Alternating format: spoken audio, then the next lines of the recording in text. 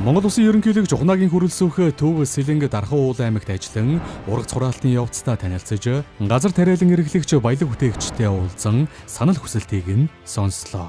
Монгол Улсын ерөнхийлөгчийн санаачлагаар хүнсний хангамж аюулгүй байдал үндэсний хөдөлгөөн орон даяар хэрэгжиж эхэлсэн. Энэ хүрээнд тариаламжид бүх хүчээ дайчлан ажиллаж, хүнсний ногооны тариалалтыг 2 дахин нэмэгдүүлж чаджээ.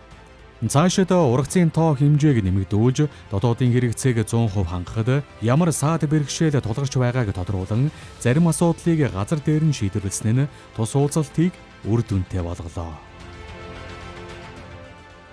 Хизээч бид нар хүнсний хомсдолд орж магадгүй юм байна. Хизээч бензин шатхуунаар тасалж магадгүй юм байна гэсэн ийм одоо эрсдэлтэй нөхцөл байдлуудыг бид нар өнгөрсөн цаг хугацаанд харлаа шүү дээ, тийм ээ. Тийм учраас тусгаар тогтносон улсын бол одоо бид өөрсдийнхөө улсын эдийн засгийн аюулгүй байдал, тэр дотроо хүнсний аюулгүй байдлаа Монгол улс хангах зайлшгүй шаардлагатай улс.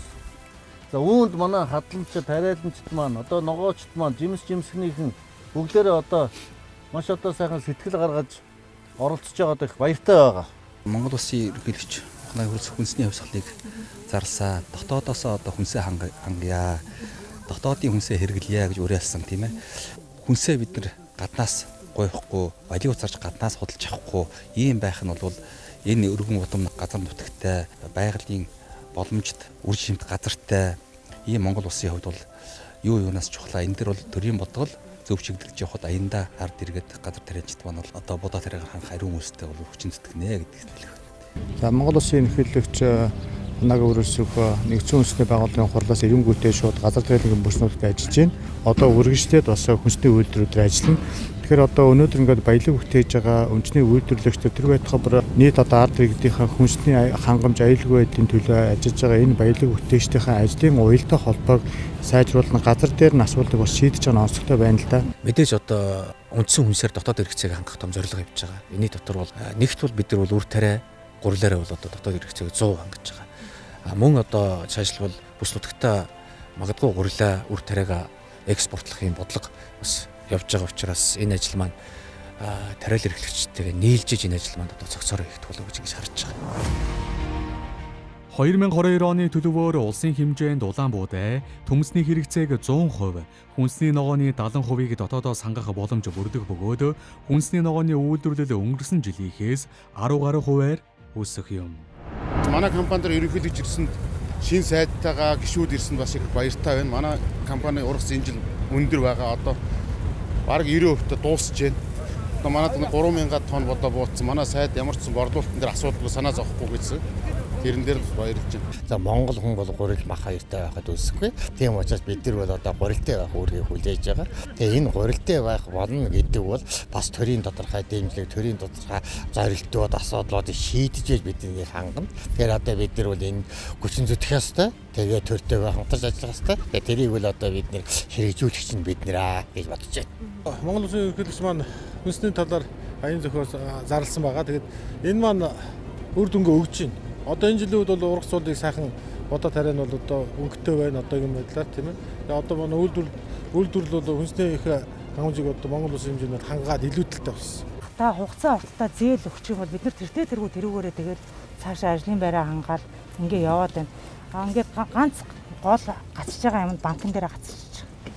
Батлан даалны сан мангаас ирээд бүгд юмар шийдэл өчөж байгаа. Манайх 100% дэмжинэ. Банк л гол нь зөвшөөрүүл тэгэл болно гэж байгаа. Нэг өсөндөө одоо төр бол заяуд одоо 15% хүүтэй зээлэхэд 10% нь төрөөс төлөөд арилжааны банкнд байгаа мөнгийг эргэлтэнд оруулж байгаа байхгүй бас нэг талаас. Тийм ээ.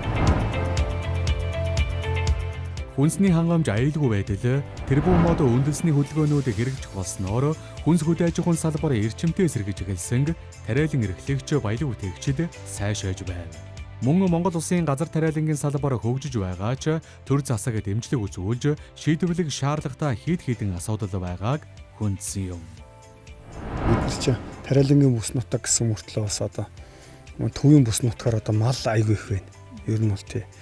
Тэгээд одоо малайг ерөөсө байнга одоо намар болохоор нэг бэлчээр нь малын хөлийн даацал манай сумд гэтэл одоо 2-3 дахин нэмэгдчихсэн. Малын тоо толгой бол айгүй их өсчихсэн. Тэгэл ерөөсө төрөөрч орох юм, шөнөөрч орох юм одоо тэгэл эцүүнийг асуудал ийм асуудал байна.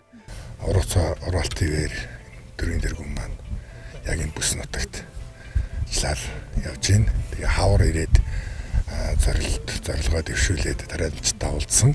Тэр нь үндсэндээ хэрэгжиж байна. Ер нь нэлээд сайн хэрэгжижлээ гэж ингэж тариаланч өний хувьд бодож байна. Төмөс хүнсний ногоон дээр бол дотоодоос 100% хангах юун дээр бол тэр импортоор орж иж байгаа бүтээгдэхүүн дээр татварын өндөр тавиад дотоодынхаа зах зээлийг дэмжих энэ асуудал дээр л одоо төргөн шуурхай ийм шийдэж явах хэрэгтэй. Хамгийн гол нь бид нар энэ зойрныхоо өргөлтийг шийдэх гэл ерөнхийлөгчд уламжлал зогсож байна л да. Манайх өөрийн хөрөнгөөр 1500 зойр барьсан. Бусад одоо энэ тооног хөрөмжд бол бүгд байгаа юм. Одоо энэ дээр нэг хөргөлтийн системийн асуудал. Нэг уртчилгаа нэг 100 саяг өгсөн чинь тэгээд одоо нөгөө хэлгээл хаагдаа тэгээд асуудал үүсчихэл. Ерөнхийлөгч маань эрэхтэл их баяртай байна. Үндэсний хувьсгал.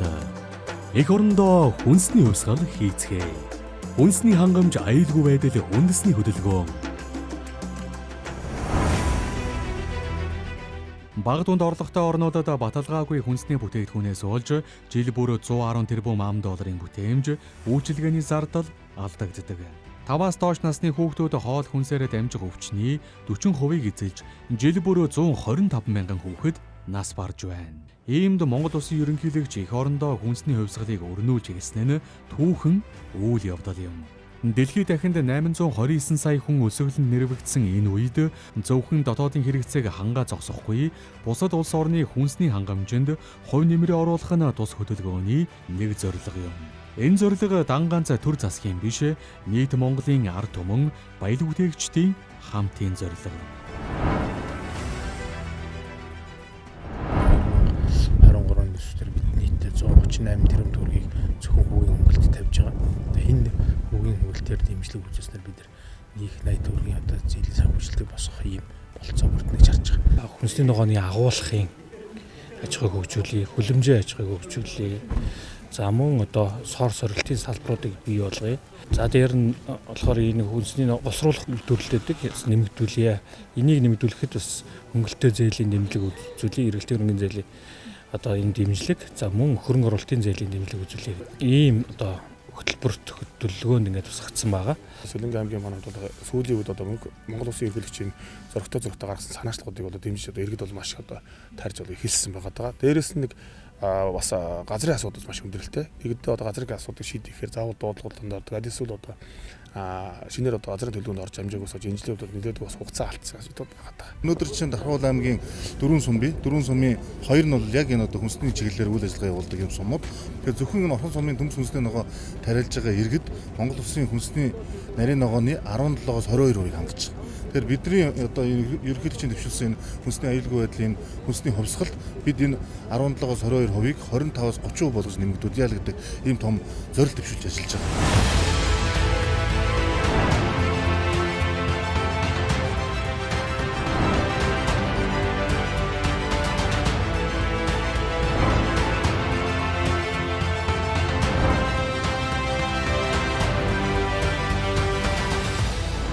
Өнгөрсөн онд бол хамгийн максимум хурааж авсан болсон.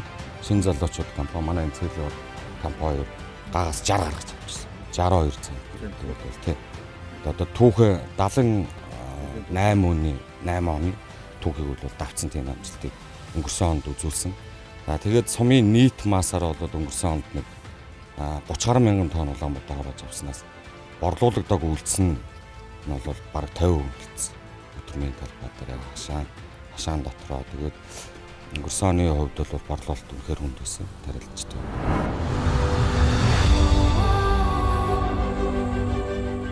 Хүнс хөдөө аж ахуйн салбар үр ашгаараа уул уурхайн салбарын дараа ордог. Энэ салбарын үнэт баялаг нь ургадаг алт гэж нэрлэж болох үез газар тариалангийн салбар юм. Дэлхийн нийтийг зочроосон цар тахал геополитикийн асуудлаас болж тус салбарын үнцийн улам нэмэгдэж байна. Иймд бусад улс орныг манлайлан эх орондоо хүнсний хувьсгал өрнүүлж эхэлсний хувьд бид нэг зорилготой, нэгдмэл бодолтой байж хүмүүр идэвхтэй оролцох нь чухал юм. Энэ хүрээнд Монгол Улсын ерөнхийлөгч хөрөлсөх болон бусад шийдвэр гаргах холбогдох албан тушаалтнуудын хамт тариаланч үйлдвэрлэгч, баялаг бүтээгч иргэдийн санал хүсэлтийг онцгой анхааран ажиллаж байна.